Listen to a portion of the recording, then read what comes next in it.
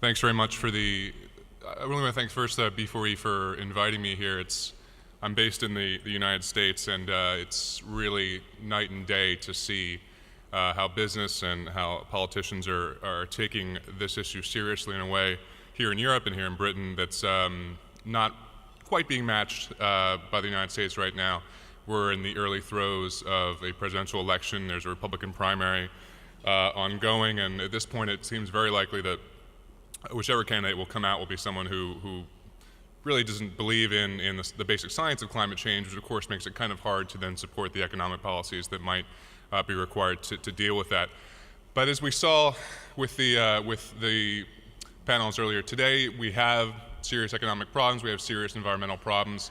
We need to figure out a way to grow, but in a way that can meet those challenges, whether that's through innovation or that's through smarter policy. And we have two speakers here who I think will be very helpful in charting that problem out for us and telling us where we need to go. First, I'll have Paul Dickinson speaking. He is the executive chairman of the Carbon Disclosure Project.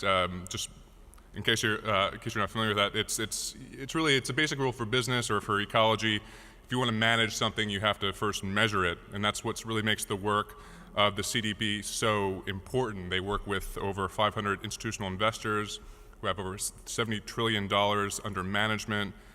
They work with thousands of major corporations, and they've created what's the world's largest repository of greenhouse gas emissions and energy data, believed to represent about a quarter of the estimated total global emissions.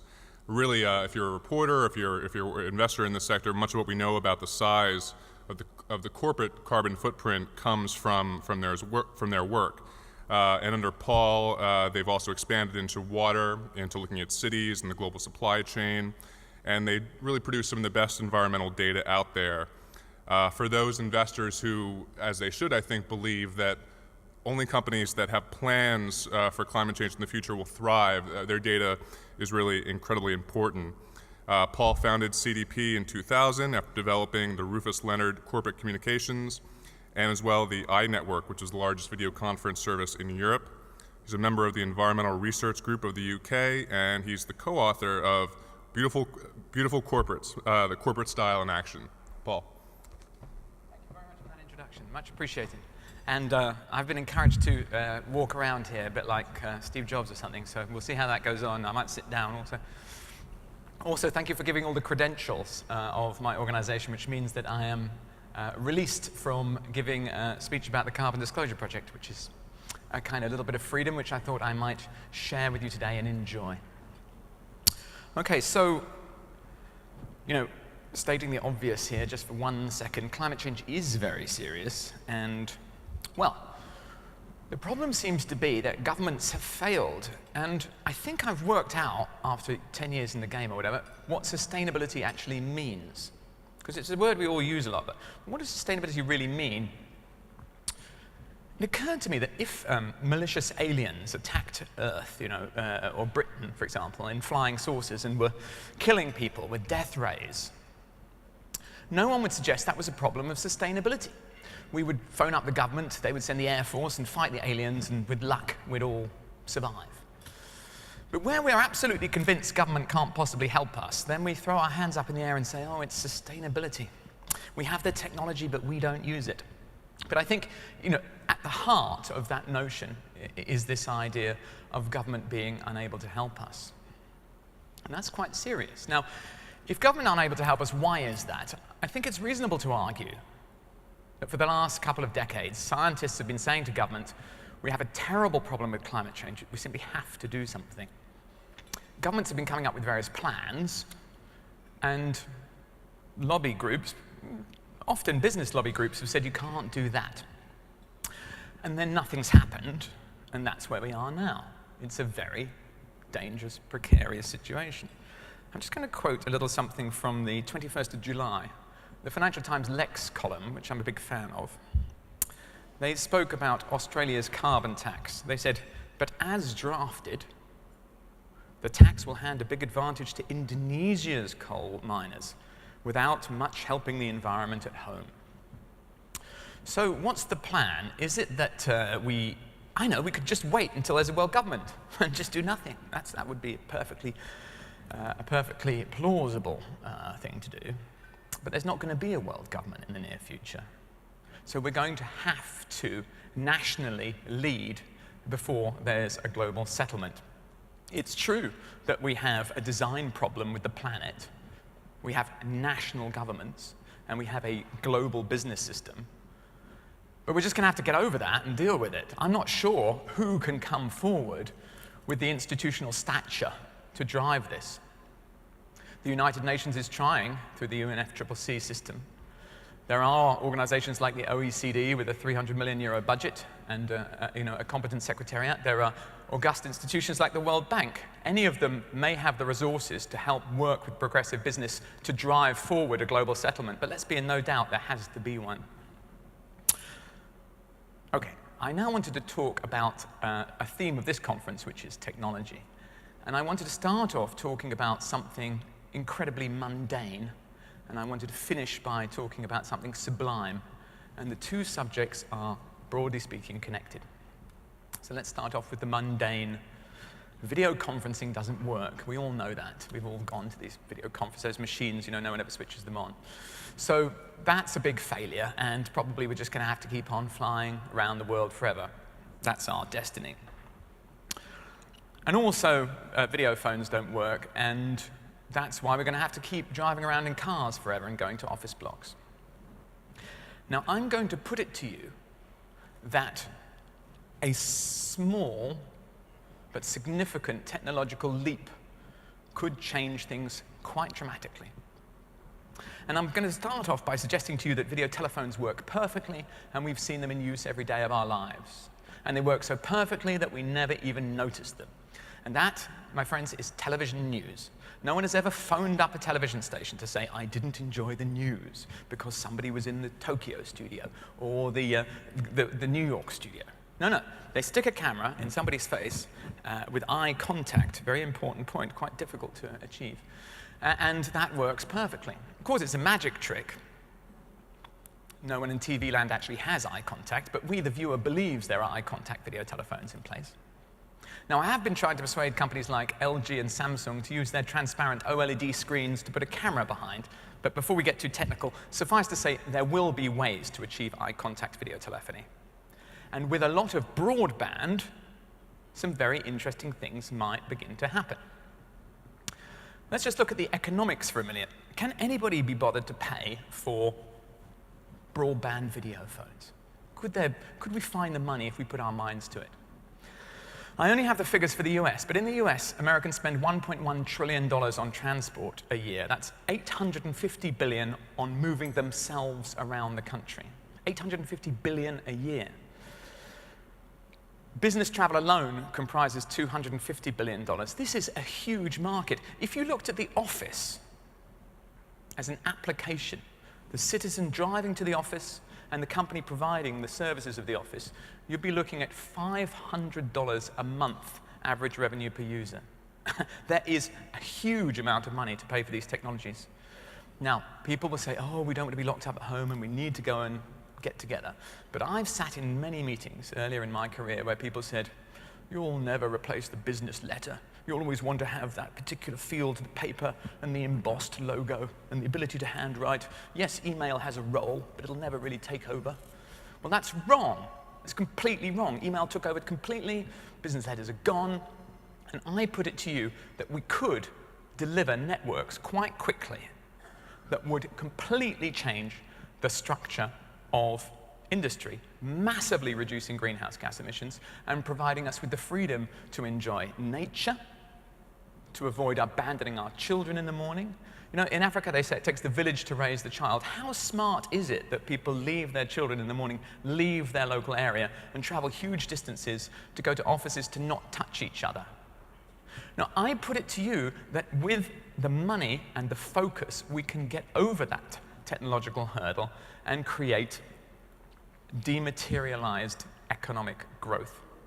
And now I'm starting to go from the slightly mundane subject of video conferencing, so to say, through mass deployment of 1 million, 10 million, 100 million, always on, broadband video telephones, and then going into talking about the economic and environmental necessity of doing this. You know, I don't know about peak oil. There's not talk about peak oil. But actually, what's really interesting is what you might call economic peak oil. You see, cheap oil is running out. It doesn't really matter whether oil is running out. Cheap oil is running out. And that is increasing the business case for providing alternatives to physical transport. Now, you might think I've got pie-in-the-sky dreams about video communication, but many people in this room will have experienced Cisco's telepresence technology, which is ably resold by companies like AT&T and BT.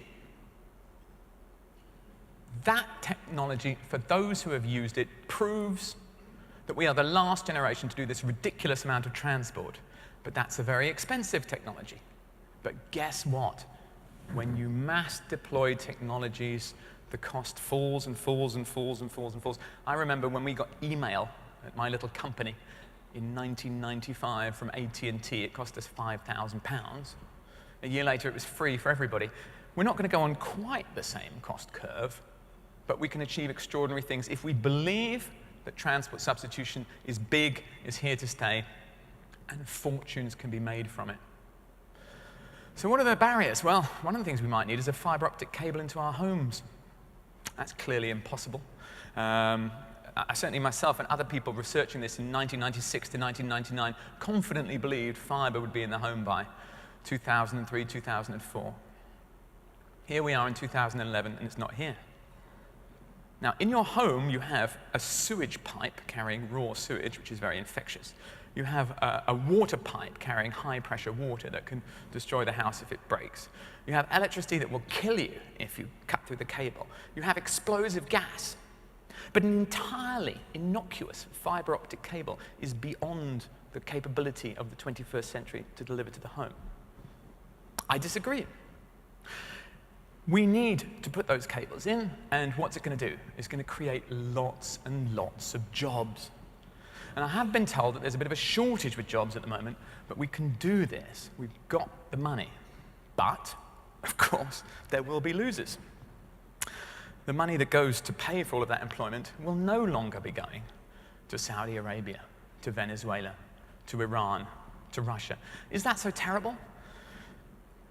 We can build this economy, and it also offers a promise of what I would describe as dematerialized economic growth, the nirvana we've all been dreaming of, separating growth in GDP from growth in greenhouse gas emissions. Now look, it's already started a little bit with these tablet computers. I don't know if anyone else here has had the pleasure of cancelling their Financial Times or whatever newspaper, cancelling the physical subscription to the physical newspaper. You know those piles of trees that would begin to mount up? That's totally stupid technology. How stupid? Anywhere you go in the world to a rich country, there's the Wall Street Journal, the Financial Times, all these newspapers stacked up, moved there, pressed, pulped, delivered, thrown away, and pulped again. That's the beginning of a migration. But the migration can just keep going and keep going and keep going. Consider, for example, 3 applications of our industry: education, entertainment, communications.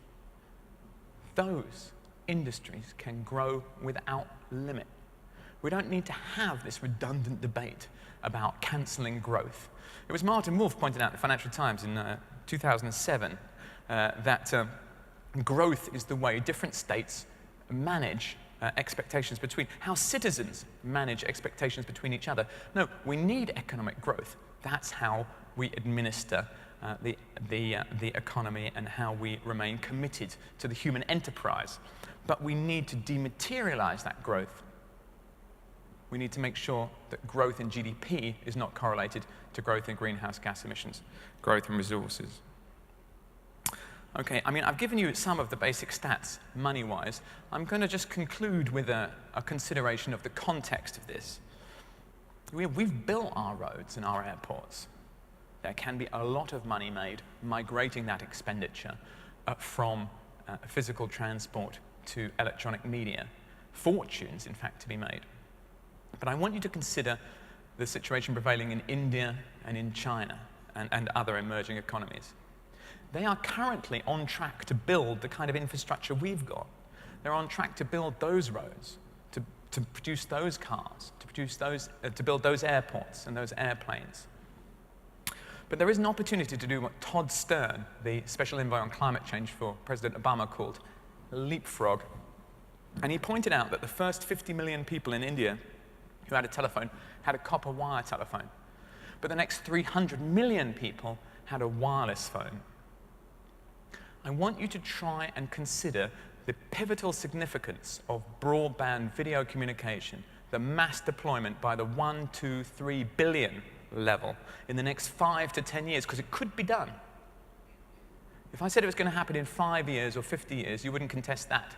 So it's up to us whether it happens in 5 years or 50 years. We can do it. We've got the technology. Cisco telepresence proves it. What we've now got to do is deploy that. That may mean action by regulators.